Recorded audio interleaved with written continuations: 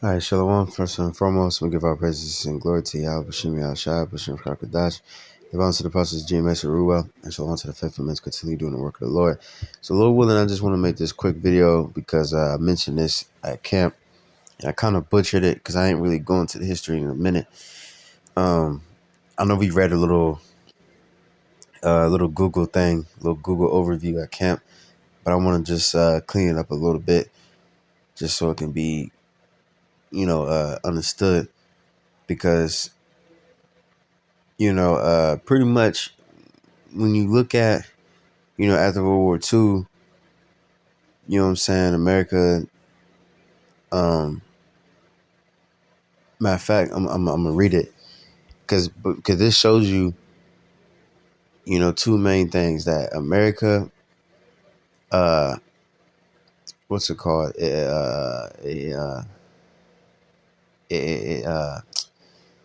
It doesn't, it breaks his treaties pretty much. He's a liar, you know what I'm saying? And also, it shows that he made the nations to drink, by, pushing forward the American dollar, and, it became, pretty much how it became fiat currency. You know what I mean? Because before it actually, you know, meant something, but then now it changed. Now, it's not backed by anything. You know what I'm saying? So this is very important history to get into. But pretty much explain. I put in ChatGPT, explain Bretton Woods system and the shock or Nixon shock in simple terms. And how did the countries feel about America after the shock? This is the Bretton Woods system, 1944 through 1971. After World War II, many countries wanted to prevent another global economic collapse, so they met in Bretton Woods, New Hampshire, and made new financial system. Think of it like this: gold was the foundation. The U.S. dollar was tied to gold. Other countries tied their currencies to the U.S. dollar.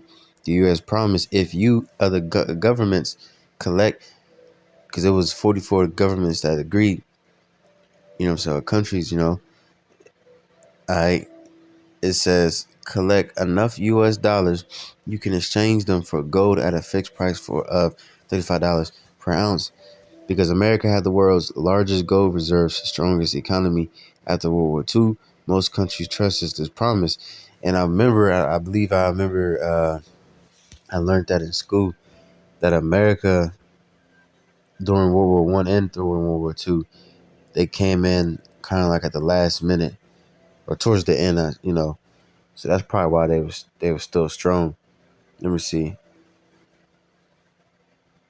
Join two. I just want to double check just to make sure. You're right. So yes, America joined both World War One and World War II years after they began. The U.S. initially remained neutral entering World War One. All right, well, whatever, blah blah. All right. So let me see.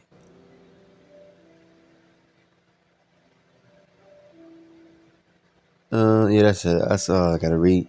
But yeah, that's probably why they were so strong, because they didn't really suffer as much as the other nations, during those wars. But anyways, it says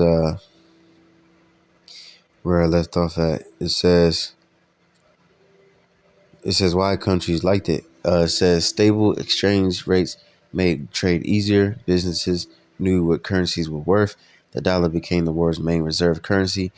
America became the center of the global financial system, right?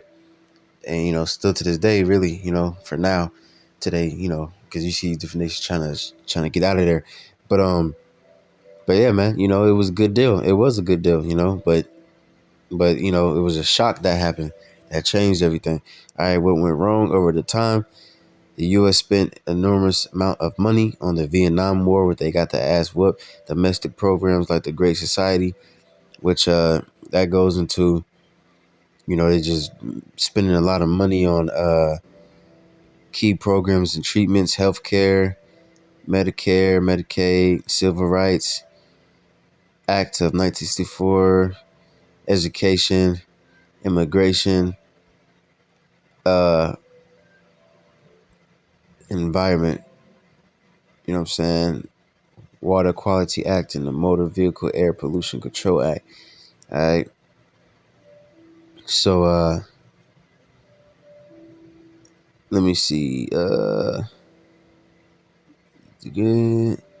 It says the Great Society represents the most massive social welfare reform in modern U.S. history, while many of its core programs, such as Medicare and Project Head Start, remain fundamental safety nets today. The era was also drew criticism.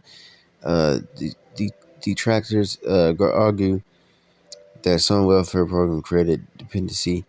Oops, what happened? Traps and failed to permanently eradicate poverty. Right, because what the scripture says, hey, the poor you shall always have. There's always going to be some poor people. But they spend too much money. Other government spending. You know what I'm saying? Uh, it says the U.S. printed more dollars than they had enough gold to back.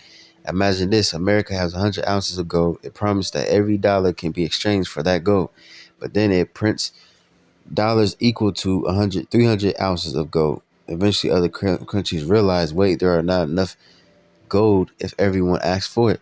Countries start asking for gold. Countries like France became worried. Instead of keeping dollars, they started saying, we'll take the gold you promised. America's gold reserves began shrinking. The Nixon shock, 1971, President Richard Nixon decided America could no longer keep its promise. He announced the United States would no longer exchange dollars for gold. This became known as the Nixon shock. Cause and effect: before dollar equal gold, countries trusted the promise. America printed too many dollars. Then countries wanted their gold back. America couldn't keep exchanging dollars for gold. Nixon ended convertibility, which that pretty much created fiat currency. All right, the bricks and wood system effectively ended. All right, and how did the other nations feel? It says many countries were surprised and frustrated. Some felt shocked because America made a decision without consulting its allies.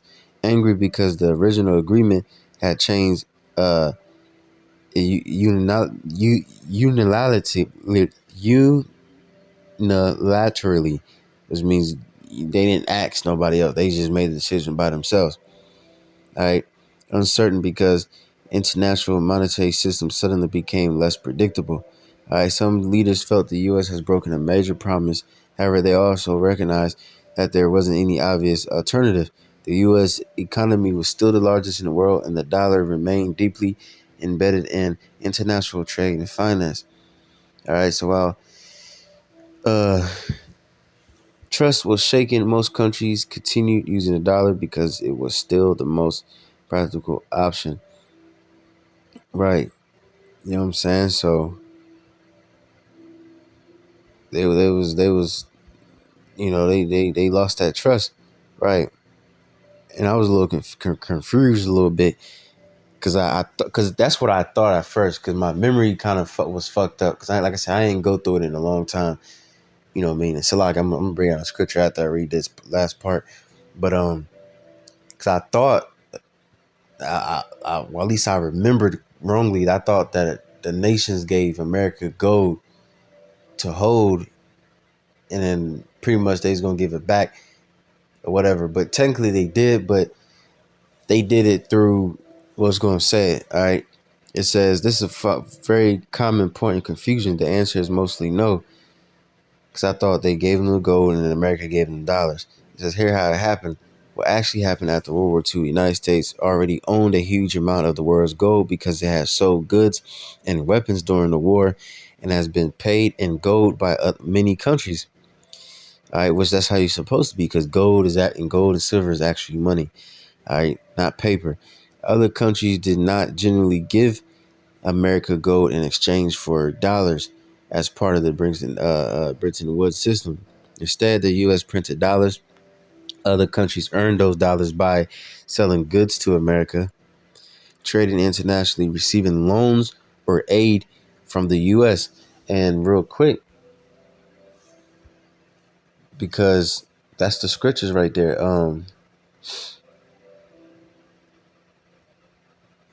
Let me get that.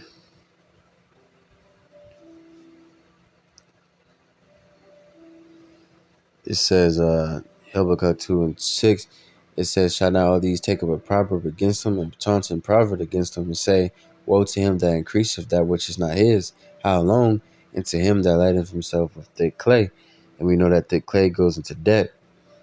All right, Bayat, weight of pledges, heavy debts. Okay, and it just said receiving loans or aid from the U.S. All right, and you look at the word, which is weird because hold on, Salakia. Cause this fucking definition, man. Every time I look this damn definition up, it always is giving me like a different one. It's weird, bro. I don't know. But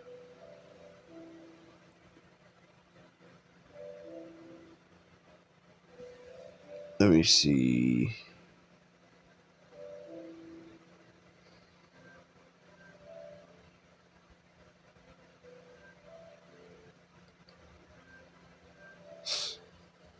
But pretty much, I remember when I looked this word up, weight of pledges before it goes into loan. Maybe it's in the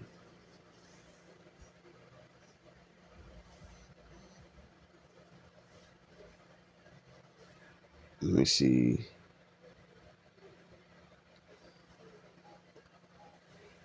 Salakia. I'm trying to find that exact definition again. I don't know where.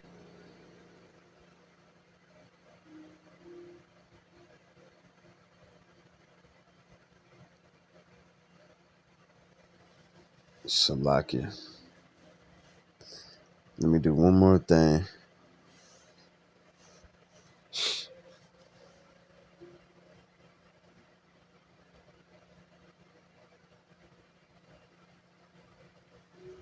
Yeah. Yes, it's. Oh, here you go. I think it's right here. All right, in the Bible, the phrase "weight of pledges" describes the heavy burden and the bondage of debt. Scripture consistently warns that taking on loans, putting up collateral, or co-signing for others strips away financial freedom, rendering the borrower a slave to the lender. That's what I was looking for, but they used the word loans. You know what I'm saying? So you would give a nation loans, and I believe what's that I don't want to butcher it again, man, but what's that I think it's a fucking bank that do that. I want to say the IMF. Um,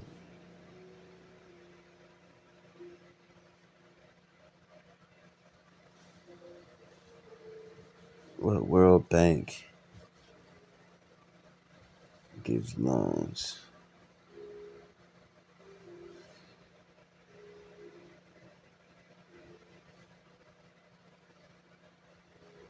Uh, I don't know. It was like a fucking. Oh, the World Bank gives loans through two main. Okay, you know what I'm saying. But anyways, you know, and that's what they do. And I believe I know China do that too. They give like huge ass loans to a country like some weak ass punk ass country like Africa, or Africa is a continent, but you know, countries in Africa, I should say. Um, and then they would be like, it'd be way expensive, and they wouldn't be able to pay it back. So what they want in return? Well, let me build a military banking military base in your country, and let me get some of that gold, you know, or precious, you know, whatever. You know what I'm saying? But it says, you want to go, you can exchange these dollars for gold at $35 per ounce. So the dollars were like gold certificates. Countries trusted them because they believed they could always redeem them for gold. Why the problem happened? Um, so pretty much I already read all that shit. So simple analogy: imagine you own a bank. You have 100 gold coins in your vault. You give people 100 paper certificates, each redeemable for 1 gold coin. Everything works, but then you print 300 certificates while still having only 100 gold coins. When people start coming to claim their gold, you realize you can't honor every certificate. So you announce we're no longer exchanging certificates for gold. That's essentially what happened with the US dollar during the Nixon shock. Right. So you just fooled everybody. All right. You fooled everybody. Now people are mad. The nation, what it say? Here, let's put it up right here. Jeremiah 30:51 and AS7. It says Babylon has been a golden cup in Yahweh's hand that made all the earth drunken, and that's what they did. They drunk off that wine, that Babylon juice. All right. Which pretty much, as wine and drinks are called spirits, and people was drunk. People started to follow America. And one way is the dollar. Another way is democracy and so-called freedom of speech and freedom of religion, feminism, homosexuality, all that shit. This can keep going on and on. But, they was drunken. It says the nations have drunken of her wine, therefore the nations are mad. And you see that people are, because mad also goes into crazy. You see these different nations are bugging the hell out and believing in bugged out shit, but now they starting to turn on America because they starting to see all that shit that they was talking that America was selling was some bullshit. You deceived you deceived your own allies. You say you give $35 back, you get to go back, but now you do that Nixon shot that pretty much created the fiat currency. Now the dollars ain't worth shit no more. You can't do that. Okay. Let me see. Let me look up something real quick.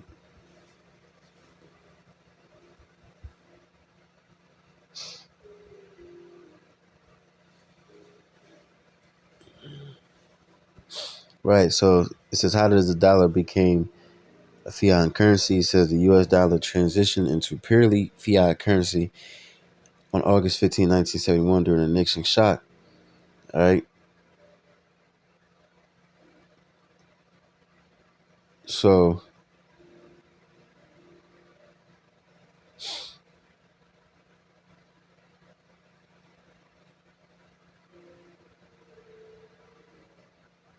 yeah. So like I was, as a matter of fact, hold on. Okay, never mind. But yeah, you know, that's how it became a fiat currency. Okay. So yeah, man. So I just wanted to bring that out real quick because, like I said, it's a lot. I kind of butchered it a little bit at camp because I ain't really going to the history in a minute. So you gotta go back to these topics. You know what I'm saying? Because that's a very, very, very important history that Jake should know. You know what I mean?